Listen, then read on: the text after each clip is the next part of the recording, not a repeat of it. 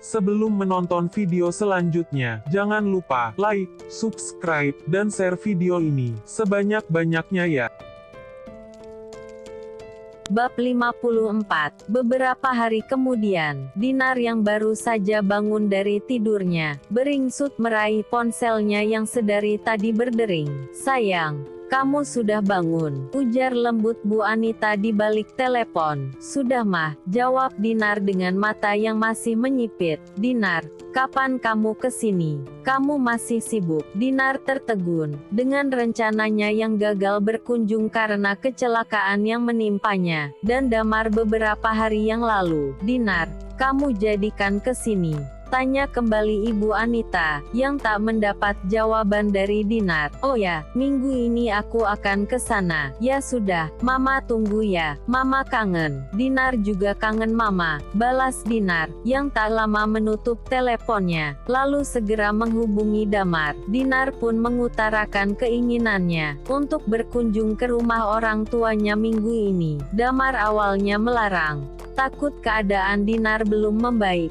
Tapi Dinar bersikukuh, dan mengatakan keadaannya sudah lebih baik pasca kecelakaan. Damar pun setuju untuk menemui orang tua Dinar secepatnya. "Jadi Kak Dinar akan pergi lagi?" tanya Melati pada Dinar, yang tengah bersiap-siap untuk pergi pagi itu. "Ya Melati, kakak harus tetap pergi hari ini. Lagi pula keadaan kakak sudah membaik. Kamu tidak perlu khawatir ya." "Ya sudah, kakak hati-hati ya di jalan," pesan Melati. "Iya, kamu juga hati-hati ya di rumah," balas Dinar, mengusap lembut sulu rambut gadis itu, lalu bergegas keluar dari apartemen. Di luar sudah ada Damar yang menunggu. Damar pun segera melajukan mobilnya dengan cepat, untuk menghindari kemacetan yang biasa terjadi di ibu kota. "Kamu cari apa?" tanya Damar melihat Dinar yang memeriksa tasnya seakan mencari sesuatu. "Ponselku kok enggak ada ya?" ujarnya, panik. "Mungkin terselip." Dinar kembali mengecek isi dalam tasnya, tapi tetap saja ponselnya tidak ada. "Sepertinya tertinggal di apartemen," ujar Dinar, ingat jika terakhir ia meletakkan ponselnya di nakas. "Gimana ini?" Dinar tampak bingung, karena mereka sudah cukup jauh meninggalkan apartemen. "Ya sudah, kita kembali saja." Damar pun segera memutar arah kendaraannya, mengerti jika ponsel adalah benda yang penting untuk kekasihnya.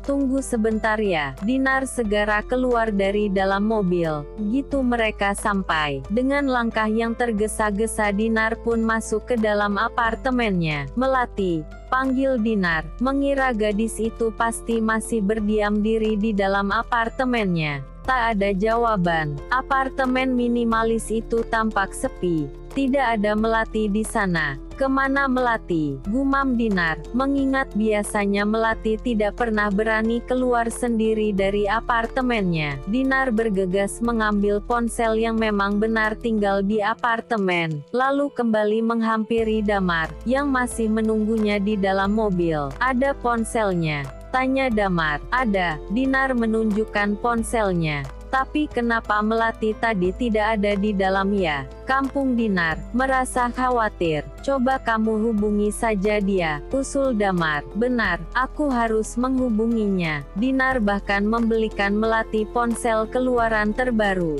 agar dia mudah untuk menghubungi gadis itu. Dinar pun segera menghubungi Melati. "Halo Kak, ada apa?" tanya Melati dari balik telepon. "Melati, kamu sedang ada di mana? Tadi aku kembali ke apartemen tapi kamu tidak ada," cecar Dinar dengan nada khawatir. "Kakak kembali ke apartemen?" Melati balik bertanya. "Ya, tadi mengambil ponsel kakak yang tertinggal. Tapi kamu tidak ada." "Oh, aku sedang pergi minimarket di lantai bawah Kak." "Iya, ke minimarket. jelas melati dengan nada yang terdengar gugup. Oh gitu, Dinar menghela napas lega. Ya sudah kamu hati-hati. Dinar menutup teleponnya, dan Damar pun kembali melajukan mobilnya menuju kediaman orang tua Dinar. Setelah menempuh perjalanan cukup lama, mereka pun sampai di rumah orang tua Dinar. Dinar menghela nafas dalam, sebelum mengetuk pintu. Dinar, seru Ibu Anita melihat wajah Dinar di balik pintu. Syukurlah kamu jadi datang. Raut bahagia terpancar dari wajahnya. Iya mah, aku pasti datang. Dinar tersenyum seraya mencium punggung tangan ibunya.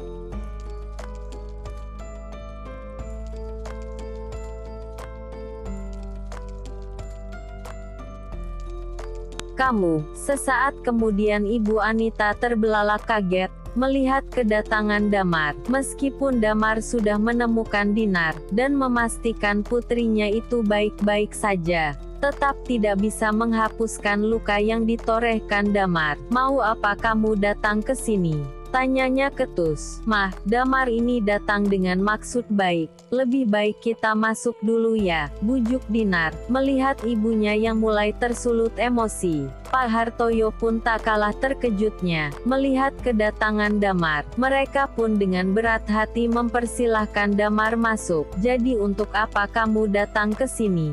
Tanya Pak Hartoyo dengan tatapan tegasnya. Saya ingin melamar Dinar, ujar Damar tanpa basa-basi. Pak Hartoyo justru tertawa, mendengar ucapan pria yang duduk di hadapannya itu. Melamar, lalu setelah itu kamu akan melarikan diri dari pesta pernikahan lagi, ujar Pak Hartoyo dengan nada mengejek. Saya bisa menjelaskannya, balas Damar. Untuk apa mendengar karanganmu? Ketus Pak Hartoyo berdiri dari duduknya. Dengan cepat Dinar menahan lengan ayahnya. Pak, tolong dengar penjelasan Damar dulu. Dinar mengiba, melihat Dinar yang memohon. Pak Hartoyo pun kembali duduk di kursinya. Damar pun menjelaskan dengan detail, apa yang terjadi pada hari pernikahan beberapa tahun yang lalu. Tentang dirinya yang mengalami kecelakaan. Namun orang tua Dinar hanya terdiam, tanpa memberi jawaban. Dinar meraih kedua tangan orang tuanya itu. Tolong percaya perkataan Damar.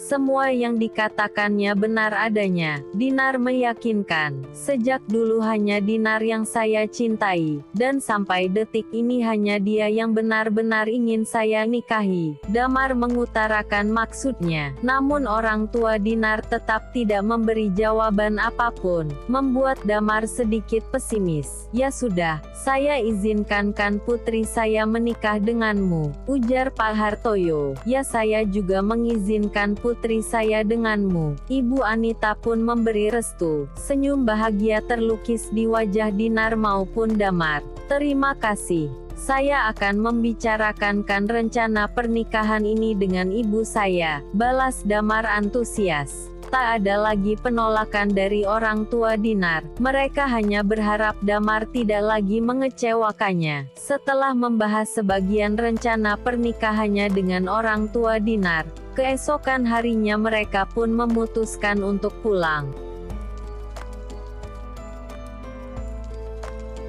Di tempat berbeda, Cindy yang sudah 2 hari tidak masuk kerja, masih meringkuk di ranjangnya, sampai terdengar ketukan pintu. Dengan langkah malas Cindy pun membukanya. Kamu, Cindy terkejut melihat kedatangan Darwin malam itu. Untuk apa kamu ke sini? Aku dengar kamu sudah beberapa hari tidak bekerja. Aku hanya ingin memberikan ini, ujar Darwin memperlihatkan box berisi kek yang dibawanya. Aku tidak lapar, ketus Cindy. Darwin menahan daun pintu yang akan tertutup. Aku tidak menyangka, di dunia ini ada gadis seangkuh dirimu, kletuk Darwin. Merasa kecewa karena Cindy menolak maksud baiknya, Cindy justru tersenyum kecut mendengar ucapan Darwin. Apa kamu lupa, jika aku pernah ada di posisi dirimu saat ini? Bahkan kamu mengucapkan perkataan yang jauh lebih menyakitkan, balas Cindy. Kembali mengungkit rasa kecewanya pada Darwin. Darwin hanya terdiam. Cindy pun segera menutup pintu. Perkataan Cindy benar adanya, dan mengerti, jika saat ini Cindy belum bisa menghapus luka yang pernah ia torehkan pada gadis itu.